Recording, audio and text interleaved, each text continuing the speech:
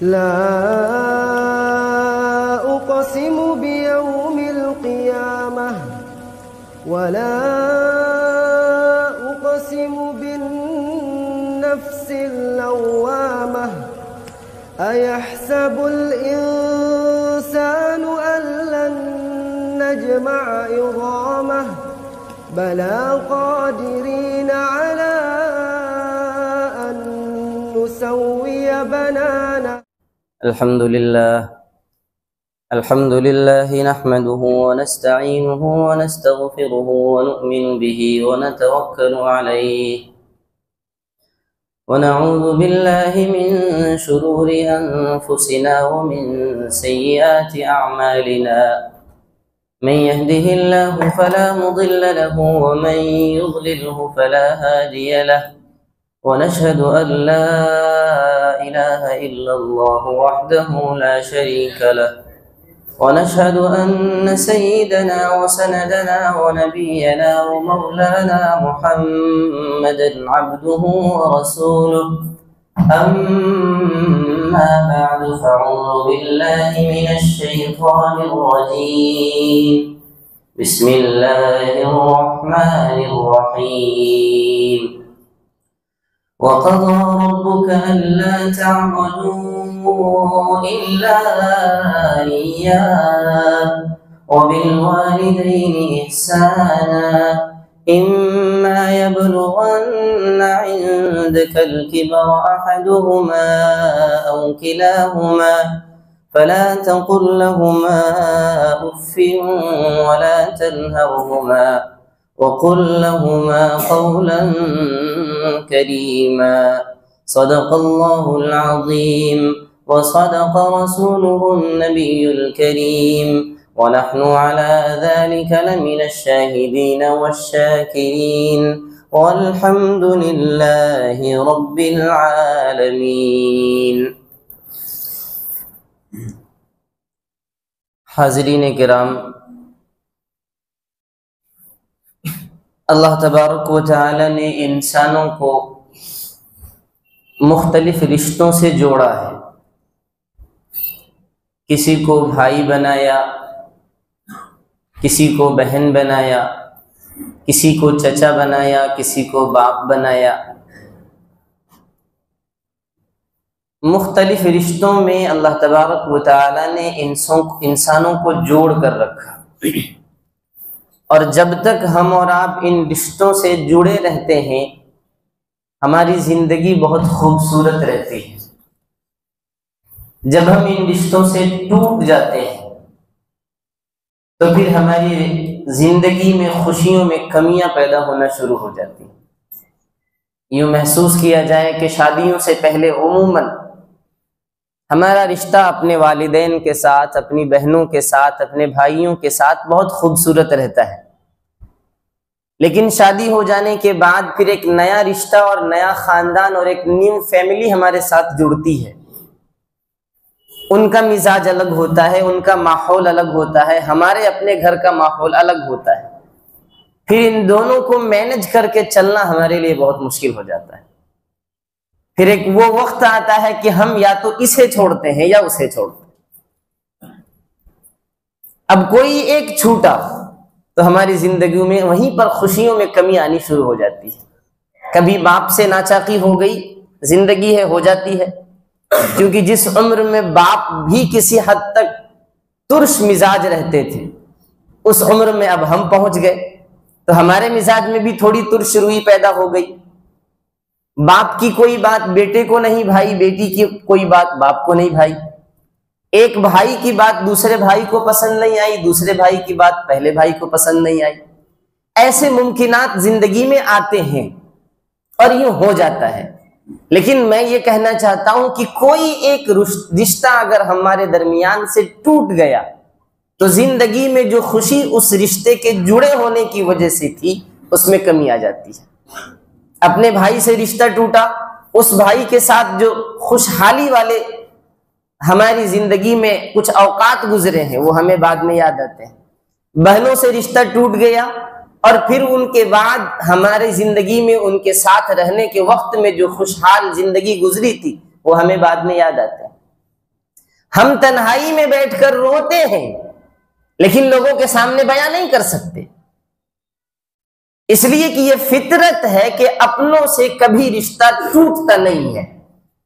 عربی گرامر کا ایک قاعدہ ہے، کل شیء یرجع الی اصلہ، کہ کوئی بھی انسان ہو، کسی بھی چیز کی اگر حقیقت کو ہم جاننا چاہیں، پہچاننا چاہیں، تو آپ یوں پہچانیے کہ ہر چیز ہمیشہ اپنی اصلیت کی طرف لوٹ کر جاتی ہے۔ مثال، زندگی میں اپنے ماں باپ کے ساتھ، اپنے بھائی بہنوں کے ساتھ چاہے جتنی پرسروئی ہو جائے، لیکن جب آخری لمحہ آتا ہے جس سے کسی کو مفر نہیں ہے، جس سے کوئی بچ نہیں سکتا ہے، پھر اس وقت زندگی بھر میں جو نفرتیں ہمارے دل میں تھی اس کی یاد آتی ہے کہ کاش وہ نہ گزرے ہو۔ اور پھر جو انسان اس سے مفر کر رہا تھا، اس سے دور بھاگ رہا تھا، وہ اس وقت چاہتا ہے کہ سب سے پہلے میں اس کے جنازے میں پہنچوں۔ کل شیء یرجع الی اصلہ، ہر چیز اپنی اصل کی طرف لوٹ کر آتی ہے۔ تو اس لیے اللہ تبارک و تعالیٰ نے انسانوں کو رشتوں سے گھیرا ہے، جوڑا ہے، تاکہ ہر نیا رشتہ آپ کی زندگی میں نئی خوشی لے کر آئے۔ کبھی اگر نفرت کی کوئی بات آ بھی جائے تو اسے بھلانے کی کوشش کرنے کا حکم دیا ہے، معاف اور درگزر کرنے کا حکم دیا ہے۔ اب سوال یہ پیدا ہوتا ہے کہ ہفتے میں 7 دن، ان میں سب سے اہم کون؟ اللہ کے رسول نے فرمایا سید الیوم یوم الجمعہ، سارے دنوں کا سردار جمعہ کا دن ہے۔ سارے رشتوں میں سب سے اہم رشتہ کون؟ تو فرمایا کہ سب سے اہم رشتہ تمہارے والدین کا۔ ایک صحابی اللہ کے رسول صلی اللہ علیہ وسلم کے پاس تشریف لائے اور انہوں نے پوچھا کہ اللہ کے رسول، سب سے بہترین عمل ہماری زندگی کا کون سا ہے؟ تو فرمایا ان تعبد اللہ کأنک تراہ فإن لم تکن تراہ فإنہ یراک۔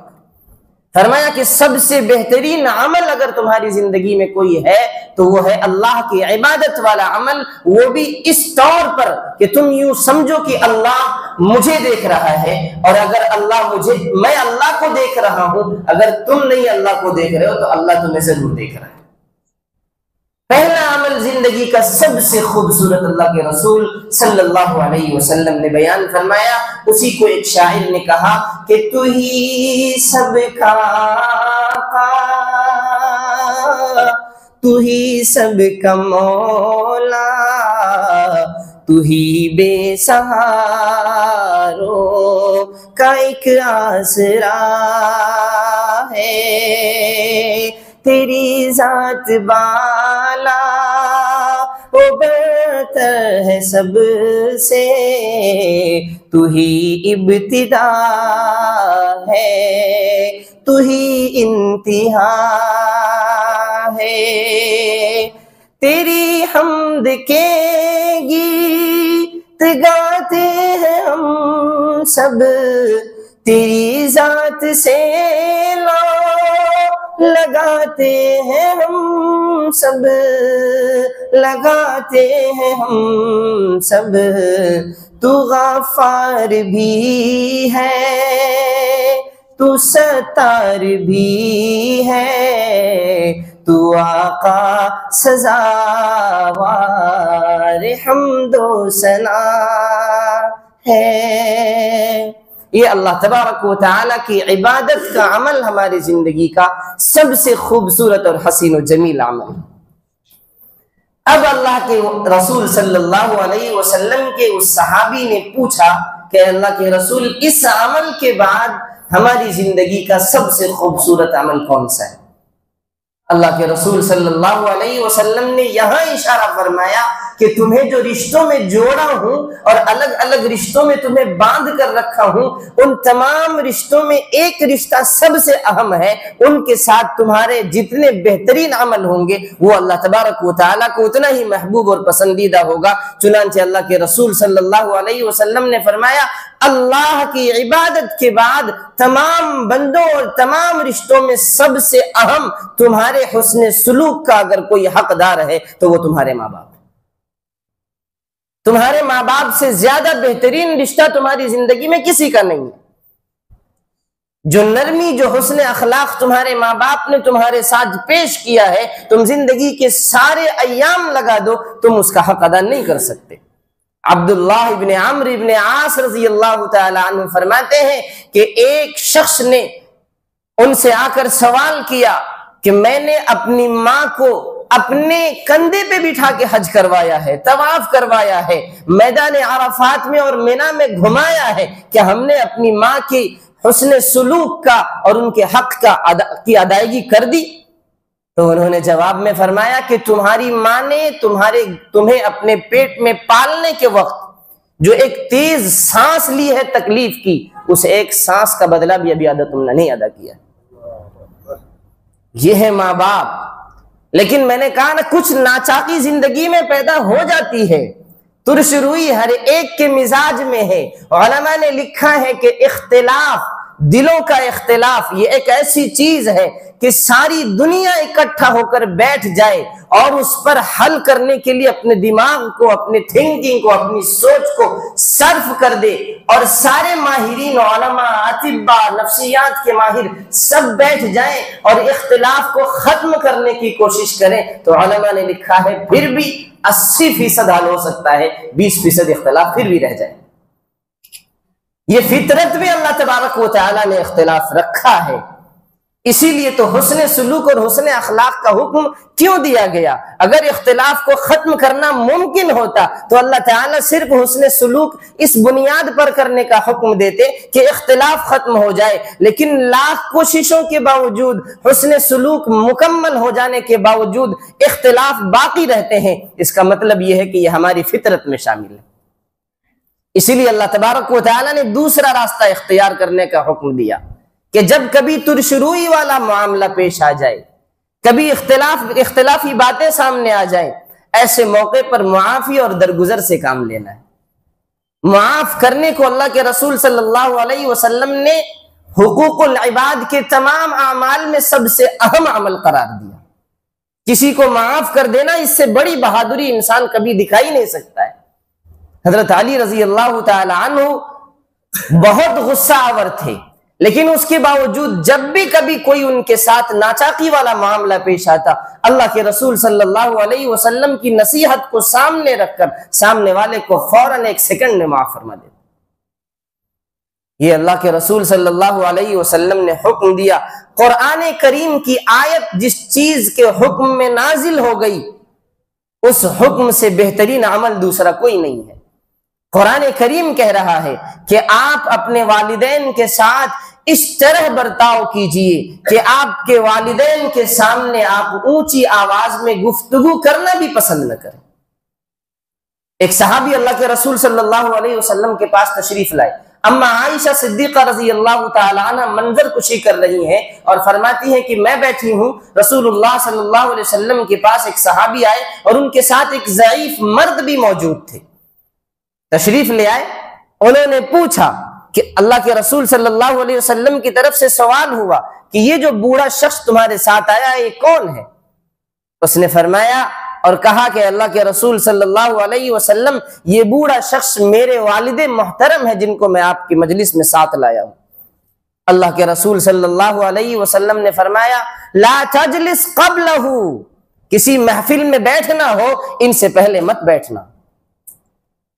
لا تعد باسمہ، فرمایا ان کے نام کو لے کر کبھی ان کو پکارنا مت۔ ولا تستب اباہ، اپنے باپ کو کبھی گالی مت دینا۔ ایک دوسری حدیث میں ایک صحابی روایت کرتے ہیں جس میں اللہ کے رسول نے فرمایا ان اللہ حرم علیکم عقوق الامہات ووعد البنات، والدین کی نافرمانی کو اللہ تبارک و تعالی نے امت مسلمہ پر حرام قرار دیا ہے۔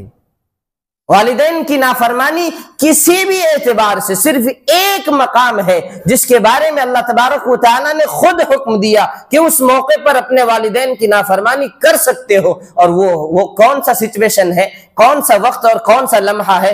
قرآن بیان کرتے ہوئے کہتا ہے کہ جب تمہارے والدین تمہارے رب سے تمہیں توڑنے کی کوشش کرے، پھر ان کی نافرمانی کرنی تمہاری ذمہ داری۔ اگر اللہ کی نافرمانی کا حکم تمہارے والدین دینے لگے، پھر وہاں اللہ کی نافرمانی نہیں، اپنے والدین کی نافرمانی کرنا جائز ہے۔ اس ایک سچویشن کے علاوہ کوئی سچویشن ایسا نہیں ہے جہاں پر اپنے والدین کی نافرمانی کی تھوڑی سی گنجائش بھی نظر آتی ہے۔ فلا تقل لهما اف ولا تنهرهما وقل لهما قولا کریما، فرمایا کہ ان کو اف تک نہیں کہنا ہے، اور اگر ان سے کوئی بات کہنی ہے ایسی جو آپ کے مزاج کے لائق نہیں تھی تو بھی فرمایا قولا کریما، نرم گفتگو اور نرم لہجے کے ساتھ اس بات کو اپنے والدین کے سامنے رکھو۔ لیکن علماء نے لکھا ہے کہ ہم اس اسٹیج سے اپنے والدین کے حقوق ہی بیان کریں گے۔ کیوں؟ اس لیے کہ اتنے بیانات ہونے کے باوجود والدین کی نافرمانی ہو جاتی ہے، اتنے پڑھے لکھے لوگ ہونے کے باوجود والدین کی نافرمانی ہو جاتی ہے۔ اس سے پتہ یہ چلتا ہے کہ کچھ نہ کچھ کمیاں ادھر بھی ہیں۔ اگر کوئی کمی ادھر نہ ہو، ایک مثال میں دیتا ہوں، میرے ایک ساتھی نے مجھ سے بتلایا کہ میں 16,000 روپے منتھ کماتا ہوں۔ جب میری شادی نہیں ہوئی تھی 6,000 اپنے پاس رکھتا تھا، 10,000 روپے میں اپنے والدین کے حوالے کر دیتا تھا۔ اب جب میری شادی ہو گئی، میرا خرچ بڑھ گیا، ایک نیو فیملی ہمارے ساتھ جڑ گئی، کبھی ان کے ہاں آنا جانا ہو، ان کے رشتہ دار ہمارے گھر آتے جاتے ہیں، تو وہاں پر بھی ہمارے خرچ بڑھ جاتے ہیں، اخراجات بڑھ جاتے ہیں۔ تو اب یہ 6,000 روپے ہمارے لیے ناکافی ہو گئے۔ اس لیے میں نے اپنے والدین کو جو 10,000 روپے ہر منتھ دیا کرتا تھا اس میں سے کچھ مائنس کر دیا اور آدھی آدھی رقم کر لی، 8,000 ادھر دینے لگا، 8,000 ادھر۔ اب والدین کی طرف سے وہ لہجہ جو 10,000 دینے کے وقت میں تھا وہ بدل گیا۔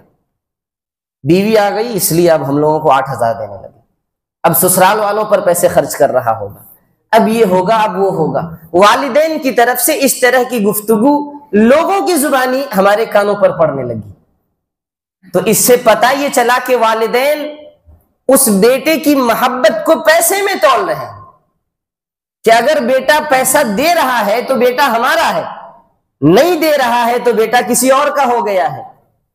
اس ساتھی نے ہمارے بتلایا کہ میں نے اپنی محنت میں اضافہ کیا، جہاں میں 6 گھنٹے ڈیوٹی کر کے 16,000 کماتا تھا، میں نے 9 گھنٹے محنت کرنے شروع کیے، دوسرے کام میں خود کو صرف کیا، اور اب اس محنت کی بنیاد پر پیسے بڑھائے اور 10 کی جگہ 15 دینے لگے اپنے والدین کو۔ اب لہجہ بہت اچھا۔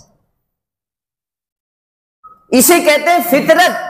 کسی ایک چیز سے اگر لگاؤ ہو گیا تو پھر انسان کو اس سے محبت رہتی ہے، اور جب وہ چھن جاتی ہے تو لگنے لگتا ہے کہ ہم سے اب یہ بچھڑ رہا ہے، ہم سے اب یہ دور ہو رہا ہے۔ تو علماء نے لکھا ہے کہ والدین کو بھی چاہیے کہ جو بچہ آپ کو شادی سے پہلے 10,000 دیتا تھا، شادی ہو گئی، اس کا خرچہ بڑھ گیا، فیملی بڑھ گئی، تو اب آپ خود یہ پیشکش کریں کہ بیٹا اب تم ہمیں 10 نہیں 5,000 دینا، کچھ دوسرے بیٹے سے لے کر استعمال کر لیں گے، تم اپنی فیملی کو بھی سنبھالو۔ لیکن ہوتا اس کے خلاف ہے، یا تو بہنیں کچھ بول دیتی ہیں، یا والدین کچھ بول دیتے ہیں، یا محلے والے کچھ بول دیتے ہیں، اور پھر دوسری ایک غلط فہمی یہ ہو جاتی ہے کہ اپنے آپ کو تحقیق کے دائرے میں نہ لا کر خود اپنے ذہن میں غلط فہمی پال لیتے ہیں۔ کبھی کبھی ایسا ہوتا ہے کہ کوئی تیسرا آدمی، تھرڈ پارٹی جس کو کہتے ہیں، وہ آ کر کے ہمارے معاملات کو خراب کر دیتے ہیں، لیکن جب آمنے سامنے جا کر ہم معاملات کی حل کرنے کی کوشش کرتے ہیں، معاملات صاف ہو جاتے ہیں۔ اس لیے کبھی اگر اس طرح کی اختلافی بات یا معاملات آ جائیں تو سامنے بیٹھ کر اس معاملے کو حل کرنے کی کوشش ہونی چاہیے، تاکہ ماں باپ اور بیٹوں کے رشتے میں کبھی کوئی دراڑ نہ پیدا ہو۔ لیکن عموماً اس کے برخلاف ہوتا ہے۔ ایک واقعہ میں نے ایک کتاب میں پڑھا، ایک شخص تھا، اس واقعے کا اوپر نام ہی رکھا ہے پلاسٹک پلیٹ۔ پلاسٹک پلیٹ اس واقعہ کا نام ہے۔ میں نے دیکھا پلاسٹک پلیٹ کا کیا مطلب، اس واقعے کو میں نے پورا پڑھا۔ اس میں لکھا تھا کہ ایک شخص اپنے والدین کے بہت فرما برداری کرتا تھا، ان کے کمرے میں صبح میں جھاڑو لگانا، ان کے پیر میں تیل لگانا اور ساری خدمتیں کرنا ان کی ذمہ داری تھی۔ جب ڈیوٹی سے آتا اپنے ماں باپ سے جا کر ضروریات پوچھتا اور اس کو پوری کرنے کی کوشش کرتا۔ پھر جب ان کی شادی ہو گئی، شادی ہونے کے بعد ابا جان نچلے فلور میں رہا کرتے تھے، اور اس کے اوپر ان کے بیٹے اور ان کی بہویں رہا کرتی تھی، اور وقتاً فوقتاً ان کے پوتے، ان کی پوتیاں ان کے پاس آ کر بیٹھتے تھے، ان کا دل بہلا کرتا تھا۔ لیکن ایک وقت ایسا آیا کہ ان کی امی کا انتقال ہو گیا۔ جب ماں کا انتقال ہوا تو اس شخص نے دیکھا کہ ابا جان اب انفرادیت کا احساس کر رہے ہیں، تنہائی محسوس کر رہے ہیں، اکیلا پن فیل کر رہے ہیں۔ ایسے موقع پر انہوں نے سوچا کہ ہم اپنے ساتھ انہیں رکھیں، دوسرے کمرے میں نہ رہ کر وہ ہمارے کمرے میں ہمارے ساتھ رہیں، دن ہمارے ساتھ گزاریں، رات کو اپنے کمرے میں جا کر رات گزاریں۔ لیکن زوجہ محترمہ کی طرف سے یہ پیشکش ہوئی کہ کیوں نہ ایسا کیا جائے کہ نچلے فلور میں ہم چلے جائیں اور اوپر چھت میں جو ایک چھوٹا سا روم بنا ہوا ہے اس کی صفائی کر کے ابا جان کو وہاں پر رکھ دیا جائے۔ جب بیٹے نے، وہ بھی فرما بردار بیٹا جو اب تک اطاعت کیا کرتا تھا، ماں باپ کے پیر میں تیل لگایا کرتا تھا، وہ بیٹا آ کر اپنے باپ کے سامنے کہا ابا جان بہت سوچ اور غور و فکر کرنے کے بعد ہم نے یہ فیصلہ لیا کہ آپ چھت سے متصل جو روم ہے اس میں آرام کرنے لگے۔ ابا جان نے بہت خوبصورتی کے ساتھ اسے قبول کیا، بیٹا تمہارا جیسا حکم ہو۔ لیکن چونکہ اب تک بیوی ساتھ تھی ان کے، اب نہیں رہی، اس لیے ایک تو نیچے اکیلا پن محسوس ہوتا ہی تھا، لیکن جب اوپر چلے گئے تو عموماً نیچے کے لوگ اوپر کم جایا کرتے ہیں، اس لیے اب پوتے کا بھی اوپر جانا بند، پوتیوں کا بھی اوپر جانا بند، اکیلا پن محسوس ہونے لگا اور گھٹ گھٹ کر زندگی بسر کرنے لگے، اور یہ محسوس ہونے لگا کہ اب ہمارا بیٹا، ہماری بہو اور ہمارے پوتے پوتیاں سب ہم سے دوری اختیار کر رہے ہیں۔ اس وجہ سے کچھ دنوں کے بعد ابا جان کا انتقال ہو گیا۔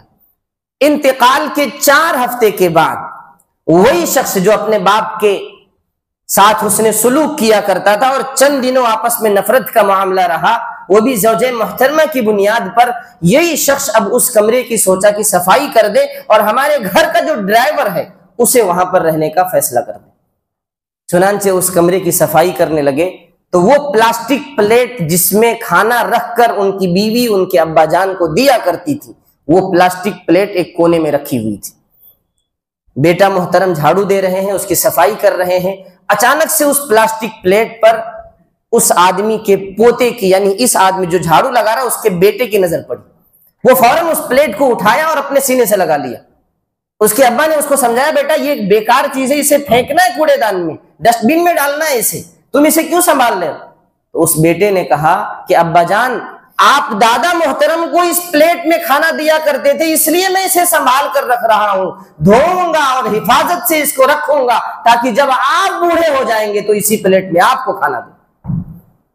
سر پہ ہاتھ رکھا اور رونے لگا، کڑھنے لگا کہ میں نے عورت کی ایک بات کو سن کر ابا جان کو یہاں رکھنے کا فیصلہ لیا تھا، ابھی ابو کو انتقال ہوئے 4 ہفتے ہوئے اور ہمیں زندگی میں ہی اس کا ثمرہ نظر آنے لگا، اور منہ پہ اپنے چھوٹے بیٹے نے کہہ دیا کہ جس پلیٹ میں آپ دادا جان کو کھانا دیا کرتے تھے وہ پلیٹ سب سے عزیز ہے، اس لیے جب آپ بوڑھے ہو جاؤ گے تو میں بھی اس پلیٹ میں آپ کو کھانا دوں۔